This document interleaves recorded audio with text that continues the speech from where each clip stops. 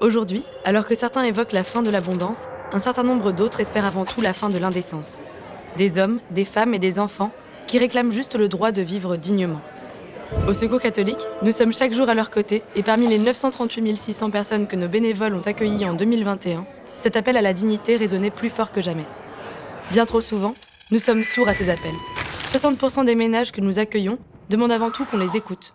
Qu'il s'agisse des mères isolées, représentant à elles seules un quart des ménages ayant poussé notre porte et dont les 2/3 vivent sous le seuil d'extrême pauvreté, des hommes seuls, majoritairement au chômage ou inactifs, des couples avec enfants, certains venus d'autres pays, luttant avec un statut légal plus que précaire et dont près de la moitié ne perçoit aucune ressource. Pour les aider toutes et tous au mieux, il faut d'abord les comprendre. Comprendre que chaque séisme qui ébranle notre société les fait vaciller en premier, alors même qu'ils et elles tentent de se relever. Après 2 ans de crise sanitaire, la moitié des ménages accueillis ne peuvent plus couvrir leurs besoins essentiels, comme l'alimentation. Pour près de 48% de ces ménages, loyer et énergie sont les 2 principaux impayés. Comprendre alors que dans de telles conditions, la lutte est permanente. D'autant que derrière la vague de la crise sanitaire s'en profile déjà une seconde, celle de l'inflation. Plus 6,5% en juin 2022, du jamais vu en 30 ans.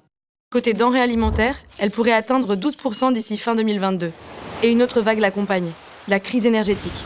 En 2023, la facture énergétique des particuliers va augmenter d'au moins 15% en moyenne, soit une hausse mensuelle de 20 € sur l'électricité et de 27 € pour le gaz. Comprendre encore que lorsqu'il ne vous reste déjà presque plus rien pour vivre, de telles hausses, sans une main tendue, c'est la noyade assurée. Le revenu médian des ménages accueillis est de 548 € par mois. 93% d'entre eux vivent sous le seuil de pauvreté et 69% sous le seuil d'extrême pauvreté. Mais ces chiffres, déjà terribles, ne disent pas tout. Ils ne concernent que les revenus, pas les dépenses. Notamment celles incompressibles comme le loyer, les assurances, les frais scolaires. Dans le budget d'un ménage qui vit en France, en moyenne, les dépenses préengagées représentent 30%. Pour les ménages en situation de précarité, c'est 60%. Et il faut vivre avec ce qu'il reste. 2 ans après la crise sanitaire, la moitié des ménages rencontrés disposent d'un reste à vivre de moins de 5 € par personne, soit 50 centimes de moins comparé au monde d'avant la crise. Comprendre enfin que ces femmes, ces hommes, ces familles déploient une intelligence et une énergie surhumaines pour simplement survivre. Les calculs sont permanents, tout comme le stress et le courage. Si les aides de l'État sont utiles, elles sont trop souvent ponctuelles et insuffisantes.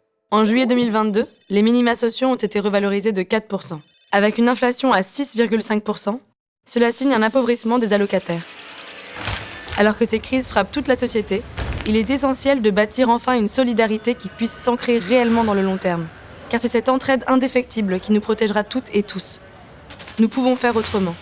Nous devons faire autrement.